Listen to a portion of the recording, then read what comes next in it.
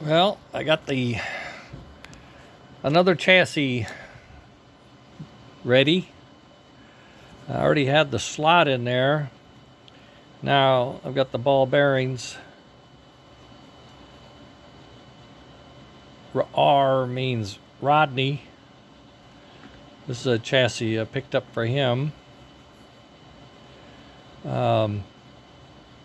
I'm going to take his wheels and use them off of the chassis he sent. I thought this one made a better candidate since it was just here and I had it and it had the big bearings in it, and you pop those out. Then I have to do a tiny little counter drill to get these in. You want them all about the same width. I was thrown for a loop because this back piece has been machined. You can see there's a little step right there, so that's been machined a little thinner. I was getting different numbers. I thought, what? And then I realized that I measured the bare block, the bare frame, and realized it's a little thinner. So these are all within a couple tenths of a millimeter, like 0.03 to 0.05 millimeters in width. So that should make the wheel spacing fairly stock. You know, they have the hub that sticks out, right? So the hub is going to bring them right up to the bearing where we want them to be, but you want a little bit of clearance, so they clearance. I don't have these hubs. Really ought to have a tiny spacer that runs just on the inner race, so they all spin smooth, but that's not to be, at least not in the near term. Oh, when I fitted up the bearing for the front end of the motor's put away somewhere. I don't know if I put it back in the box. Oh yeah, there's the motor. And I'll be reassembling that after I get the wheels back. I've got his gear. I want to clean that up a little more. I'm going to have to make all the new shafts. That's why I got these 3 shafts here. I got a whole mess of short shafts. I can make 3 out of each one of these. So I go 1, 2, 3. And what I do is I cut them down to this size, and on the center shaft I knurl it with my knurling tool, and then I press the gear and that in with the 3D parts I printed, and making sure that the shaft and the gear are centered, okay? And when they're centered, then I can go ahead and put the wheels on, and I might do a little more knurling, and I might do the old trick of ball peening the hub, giving that a nice snug fit throughout, and then a touch of super glue, and I press them on in alignment. Sometimes you get it, sometimes you don't, but I always adjust them. They're always perfect when I'm done. So that was it. I was hoping I could get Gill's done, and I didn't, but I'm getting good at it, so I'll know all the steps, and I'll start earlier in the day. I don't want to make this a all-day affair. I didn't realize how many bearings I was going to use. I get these 10 to a pack, and here I'm using 7, so I got like 3 bearings left. Boy, that eats up your bearing box in a hurry. But you saw the results, and it really works. It really makes the engine. It has no force that it doesn't need. Every ounce of torque the motor can create is pulling. It's turning the drive wheels, and it's pulling. It's not pushing through goopy gear oil or oil in bronze bushing or crud that's built up over time, or if you play your engine around the Christmas tree, I have found tin foil wrapped around axles. I had a diesel totally locked up. Motor wouldn't spin, the axle wouldn't spin. Had, what's that? Tinsel wrapped around the axle. And it's my friend Steve. I called Steve.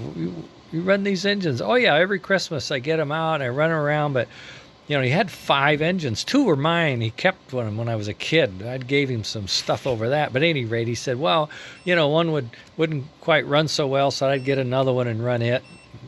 So how long you been doing? Oh, 10, 15 years. But now I don't have any that run, so I mailed them to you. So I had to take apart his tinsel out of his axles. I true up the wheels to make sure they're spinning smoothly, and I tested on the rollers, power supply, run it through the ringer. And I can tell you, I did a lot to that last chassis, but I felt I had done so much rework apart together, learning all of these steps. I could not use that in Leon's engine, so I'm going to have to get him another chassis. I think that's what that is over there. It's an extra chassis for Leon.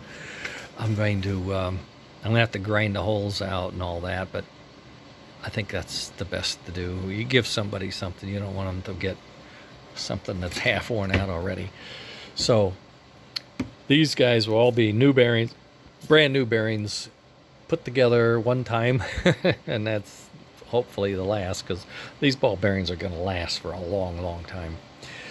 And I did another experiment over here. I don't know. I went to order a smoke piston, and my supplier said he's out of them. He can't get them. What do you mean you can't get them? Well, I don't know. They don't have them, or you can't find them. So that's baloney. What's going on? I don't know.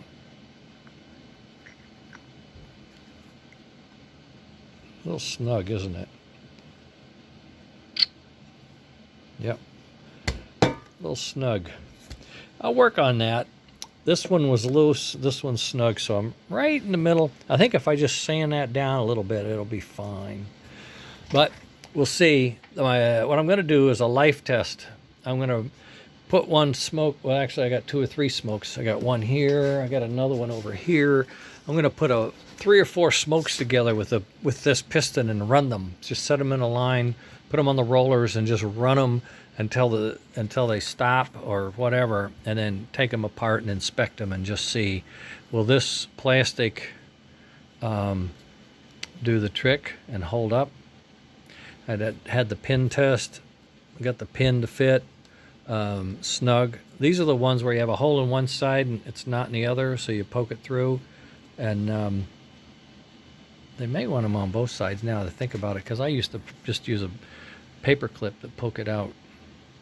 Don't know. At any rate, I'll get back, figure it out. But I think we can do that. I also retuned my printer, and I got new white walls, and I think they're coming out a lot nicer. Yeah, this is the new one. Yeah, it's really, really clean, really nice. I got super glue all over my fingertips. Okay, that's it. I'm going to be building some engines. I think I'm going to be building quite a few Atlantics with the digital stuff as Christmas engines. I don't know. Seems to be a need for that. Okay, that's it. Got my order of parts in from my parts guy, Jeff at Train Tender. He is awesome. Look how he sends this stuff. Couplers, wheels, smokes, that long bolt, and then my smoke lid and PC board bolts. I gotta order some more stuff too. There's all my white walls I was testing. There's the smoke I copied. I didn't put all that fancy stuff in the end. I didn't think we needed that. It just made it flat, because the later ones are all flat anyway. All right, well, I'll get back to that.